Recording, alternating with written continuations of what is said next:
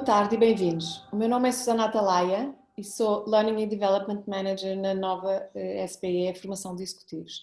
Antes de introduzir o tema de hoje, gostaria de relembrar que esta iniciativa está integrada na nossa campanha Role to Play, que visa indivíduos e organizações a enfrentar os desafios atuais, colocando a experiência dos nossos docentes, parceiros e líderes de mercado ao serviço da comunidade. O tema de hoje é Sustainable Finance. Para debater este assunto e tendo em conta que as finanças sustentáveis representam cerca de 1/3 dos ativos sob gestão do mercado de capitais, Rodrigo Tavares, professor de Sustainable Finance na nova SPE, convidou 2 proeminentes representantes do mercado financeiro, Miguel Stilwell de Andrade, da EDP, e André Navarro, do Millennium Investment Banking, para uma conversa sobre a importância da estratégia de sustentabilidade e os impactos do Covid-19 nas empresas e instituições financeiras. Antes de começar, gostaria de mencionar só algumas questões técnicas. No final do debate haverá um espaço para Q&A. Se quiser, poderá colocar as questões durante a sessão no botão na Q&A na barra inferior da página do Zoom. No caso de haver alguma ocorrência técnica, poderá utilizar o chat. Agora sim, Rodrigo, eu passo a palavra. Obrigado, Susana, pela apresentação e pelo convite. Obrigado, Miguel, e obrigado, André, também. É um prazer recebê-los a todos esta tarde, no final do trabalho. Talvez seja interessante nós começarmos esta discussão sobre finanças sustentáveis, descrevendo o que são finanças sustentáveis. Para aqueles que estão menos familiarizados, finanças sustentáveis são operações financeiras, são operações de mercado de capitais, que tomam em consideração dados ambientais, dados sociais, dados de governança corporativa, seja para identificar risco com mais precisão, seja para ter expectativas mais altas de maximização de retornos ou até para gerar impacto positivo na sociedade ou no meio ambiente. Miguel, talvez eu começaria por si. É muito simbólico estar a falar com um CFO de uma grande multinacional sobre finanças sustentáveis, sobre sustentabilidade. Talvez há 20 anos atrás esta conversa sobre sustentabilidade teria como interlocutor de uma grande multinacional, talvez o diretor ou diretora de filantropia corporativa. Talvez há uns 10 anos tivesse sido o diretor ou diretora de marketing ou de comunicação. Em tempos mais recentes, o interlocutor natural seria o diretor ou diretora de assuntos de sustentabilidade. Mas hoje, o interlocutor para discutir finanças sustentáveis ou para discutir sustentabilidade de uma grande multinacional como a EDP é o CFO. O trabalho da EDP nesta área é reconhecido internacionalmente. A EDP tem sido constantemente selecionada para participar no Dow Jones Sustainability Index, que junta as 250 empresas cotadas no mundo com mais credenciais na área da sustentabilidade.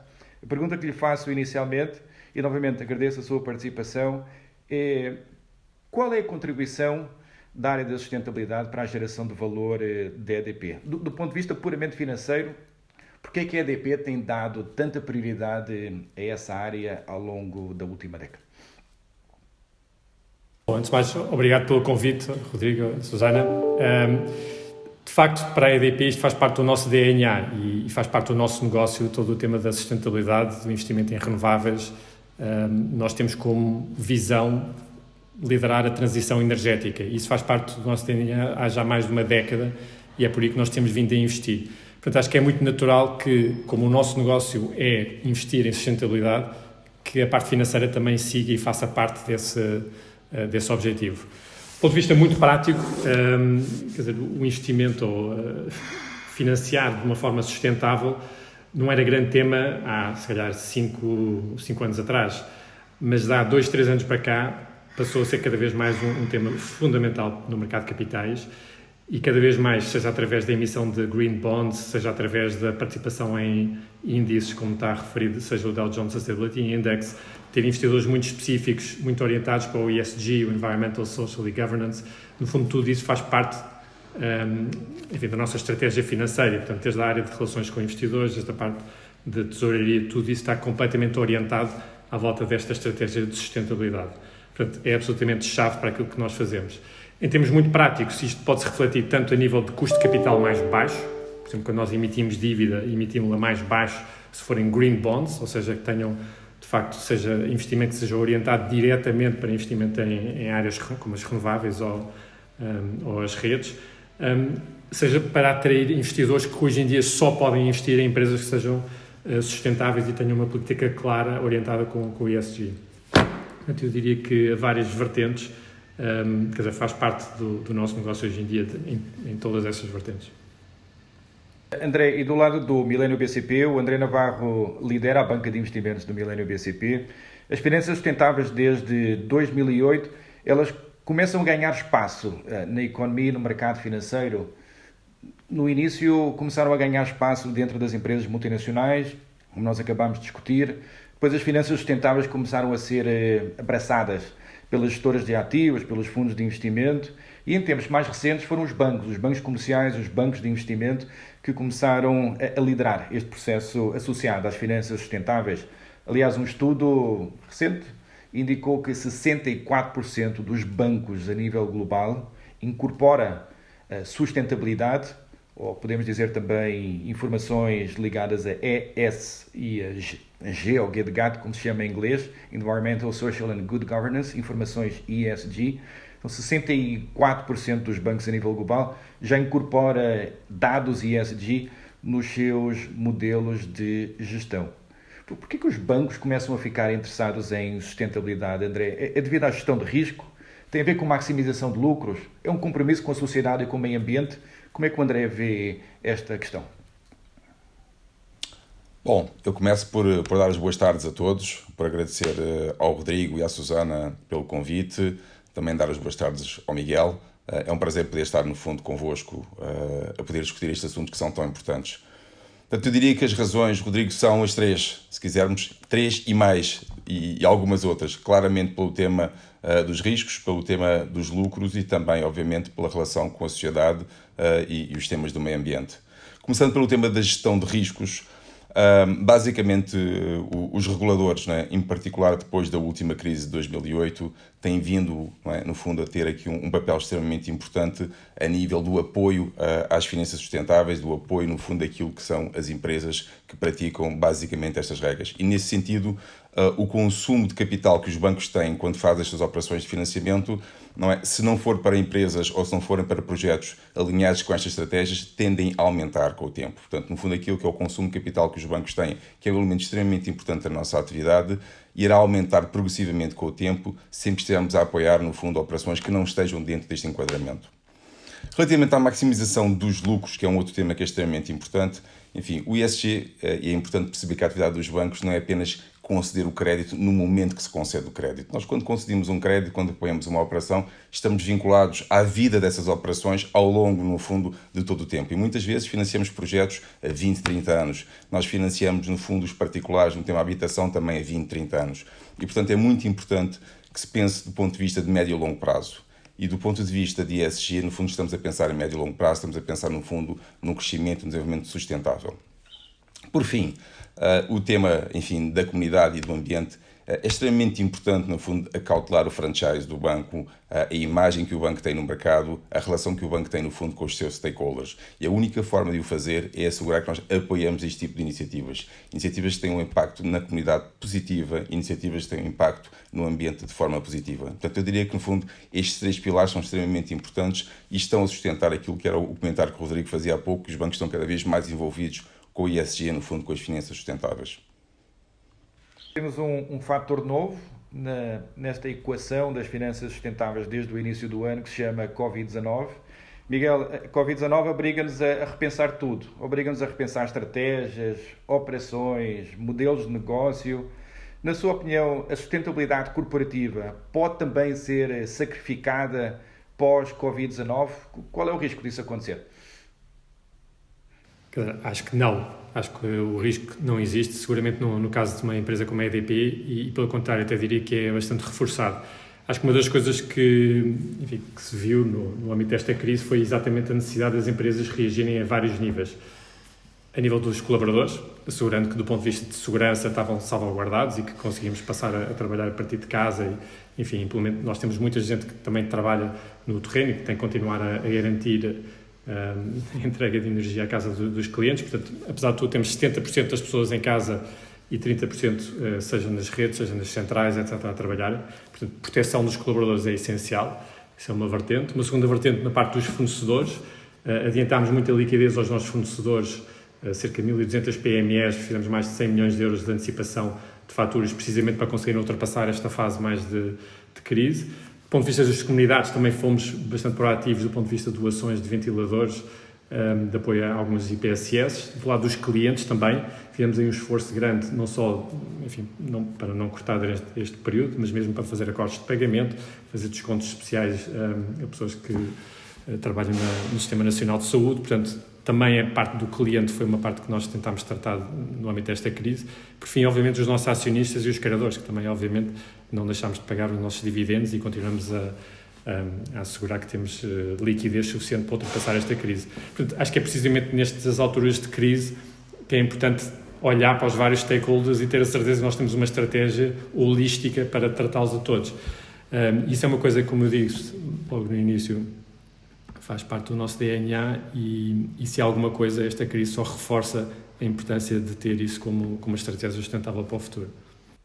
André, do lado dos bancos, e em particular do Millennium BCP, qual é que tem sido o impacto da Covid-19 no mercado de capitais? Fazer um parênteses bem rápido. Se nós compararmos ao longo dos últimos 3 meses os índices que juntam ações ESG, ou seja, são carteiras pré-formatadas compostas por empresas cotadas com boas credenciais na área social, ambiental e de boa governança. Se compararmos estas carteiras ESG, estes índices ESG, com índices de empresas não ESG, tem chamado muita atenção do mercado nos últimos 3 meses, que do ponto de vista puramente financeiro, a Covid-19 parece não ter afetado as finanças sustentáveis, porque a performance financeira das ações de empresas ESG é superior à performance financeira de empresas que não seguem princípios sociais, ambientais ou de boa governança. Para si em particular e para o Millennium BCP, qual foi o impacto da Covid-19? Rodrigo, eu talvez, para abordar essa questão, né, no fundo, eu tivesse aqui 2 ângulos e desse um passinho atrás. Se quisermos, eu começaria aqui um bocadinho com uma visão macroeconómica daquilo que tem sido, né, no fundo, a reação dos mercados, né, nesta altura. Eu diria que, nesse caso especificamente, eu penso que esta crise, não é, este potencial recessão, não é, no fundo, eu diria este potencial fim de ciclo, já vinha sendo anunciado há algum tempo. Quer dizer, isto não é um tema que começou com a Covid-19. Isto é um tema que decorre, eventualmente, de um excesso, não é, no fundo, de taxas de juros relativamente reduzidas, de um excesso de alavancagem de algumas empresas e, eventualmente, de alguns fundos, da utilização de algumas práticas de mercado, principalmente dos mercados, eu diria, de maior volume, nomeadamente no mercado americano, de operações de stock buyback. Portanto, este mercado teria que corrigir, de alguma forma, mais cedo ou mais tarde, e aquilo que aconteceu, na nossa perspectiva, o Covid-19 é um acelerador. Foi um acelerador deste processo, mas não necessariamente o causador, não é, no fundo, desta correção de mercado. É extremamente interessante a observação que o Rodrigo faz relativamente ao comportamento das ações, não é, das empresas ESG. Ou seja, no fundo, analisando este período, não é, este período tão difícil dos mercados, não é, no fundo, nestes últimos 2 meses, verdadeiramente essas ações, eu diria as ações das principais 140, 150 empresas, não é, no fundo, que estão no topo deste índice, tiveram um comportamento de cerca de 7%, não é, 7% acima daquilo que foram, não é, ou que foi o comportamento das ações em geral no mercado. É verdade que isto acontece, não é, de uma forma mais positiva na Europa e na Ásia do que no mercado americano. Mas, enfim, isto são temas que têm a ver um pouco com o mercado e muitas vezes com o comportamento de algumas empresas vis-à-vis aquilo que, no fundo, são estas regras. De facto, as empresas europeias têm tido um comportamento normalmente mais desenvolvido nesta área e, portanto, eventualmente isso pode estar refletido também no próprio mercado. Eu diria que, se quisermos, em termos globais, nós claramente podemos ver, não é, com este acompanhamento de médio e longo prazo, que estas ações têm-se comportado de forma mais positiva, de forma mais construtiva e eventualmente sairão mais fortalecidas, se quisermos, com tudo aquilo que se está a fazer. Eu acho que aqui o papel dos bancos centrais, juntamente com os governos, os bancos centrais, no fundo, ao criarem regras de apoio e de sustentabilidade para o mercado financeiro, vão poder ajudar, não é? Vão poder ajudar ao processo de recuperação, no que nós chamamos aqui, no fundo, da reabertura, não é? No fundo, dentro do processo do Covid. Não podemos chamar de pós-Covid, porque não estamos em pós-Covid, estamos num processo de reabertura e esperemos nós, no fundo, que seja um processo de retorno. O webinar está a ser acompanhado por pessoas de vários países, na Europa, no Brasil, obviamente aqui em Portugal. Nós estamos a receber várias perguntas. Susana, eu dar-te a palavra para fazeres algumas das perguntas ao Miguel ou ao André. Sim. Portanto, temos aqui uma questão endereçada ao Miguel Stilwell de Andrade. Alguns grandes acionistas da EDP adotaram políticas ESG. Pergunta: a EDP está a sentir mais interesse dos seus investidores por este tema? Sim, não só está a sentir mais interesse, mas cada vez mais começa a ser uma condição quase essencial para muitos destes investidores estarem investidos em empresas. No passado, realmente podia ser um nice to have, no fundo, este tipo de investidores, seja a BlackRock, seja a Norges, são ambos investidores enormes com presença em quase todas as empresas no mercado de capitais, que acabavam por preferir estar investido em empresas com ESG. Hoje em dia começa a ser o contrário, eles já não podem estar em empresas que não cumpram com determinados critérios de ESG. E, portanto, seguramente no caso de algumas utilities, por exemplo, não estar presente, por exemplo, em carvão, ter a certeza que tem práticas sustentáveis e que está inserida, por exemplo, no Dow Jones Sustainability Index, são critérios, são pré-condições para eles poderem investir. E isso faz imensa diferença, e poder conseguir realmente ter estes colossos do ponto de vista dos investidores como parte da base acionista, acho que é uma prova de confiança nas próprias empresas. Portanto, realmente houve aqui uma orientação. No passado era, de facto, o tal nice to have, mesmo do ponto de vista de crédito, quem comprava a nossa dívida, obviamente gostava que cumpríssemos estes critérios do ESG, mas hoje em dia isso não é simplesmente um nice to have, é um must have. E eu acho que isso realmente foi uma mudança muito grande ao longo dos últimos, eu não diria que foi há muito tempo, mas os últimos 18, 24 meses, realmente viu-se aqui uma mudança muito grande desse ponto de vista nessa orientação por parte dos investidores, seja do lado da equity, seja do lado do crédito. Muito obrigada, Miguel. Tenho aqui mais uma pergunta direcionada a André Navarro. O Millennium tem-se destacado nacional e internacionalmente pelas suas políticas de investimentos sustentáveis. Pensando no futuro, qual o grau de prioridade que o Millennium vai atribuir às finanças sustentáveis? Susana, o Banco aprovou, não é, no fundo, em dezembro do ano passado, aquilo que nós chamamos do Plano Diretor de Sustentabilidade 2021, ou seja, no fundo, isto é um tema extremamente sério dentro da organização. Nós temos toda uma equipa vocacionada para esta área. Nós hoje já temos no portfólio daquilo que são, no fundo, os financiamentos aos grandes projetos em que participamos, já temos um terço desses financiamentos dedicados à área das energias renováveis e também, no fundo, à área do saneamento básico e do tratamento de resíduos. Temos também, no fundo, uma área extremamente importante associada à agricultura e ao agronegócio em geral, e nós temos um compromisso, não é, no fundo, com este Plano Diretor de Sustentabilidade, de desenvolver toda uma linha de produtos, não é, nesta área verde e ESG, dentro dos próximos meses. Portanto, isto passando desde a área de empresas, a área de particulares, no fundo, cartões de crédito, financiamentos direcionados, pequenas e médias empresas, grandes projetos. Portanto, ter aqui realmente um alinhamento com estes princípios, ter um alinhamento aqui com aquilo que é a economia verde e ter isto em funcionamento dentro dos próximos meses. Muito obrigada, André. Rodrigo, acho que temos que dar por encerrada a sessão de perguntas. Agora, não sei se queres fazer um wrap-up. Só quero agradecer a Susana, quero agradecer ao André, quero agradecer ao Miguel pela participação. A nova SBE lançou a primeira cadeira Sustainable Finance em Portugal há alguns meses atrás. Haverá vários outros anúncios que vão ser feitos ao longo dos próximos meses pelo Dino e por outras pessoas da nova SBE, tudo conectado com este tema das finanças sustentáveis. Foi um prazer receber-vos e espero que tenha sido interessante para todos os ouvintes. Muito obrigado. Muito obrigada, Rodrigo. Muito obrigada, André. Muito obrigada, Miguel. E muito obrigada aos participantes que tiveram aqui connosco. Espero que tenham ficado esclarecidas muitas das questões que têm. Espero encontrar-vos amanhã outra vez às 6. Um bom final de tarde e adeus. Obrigado. Obrigado.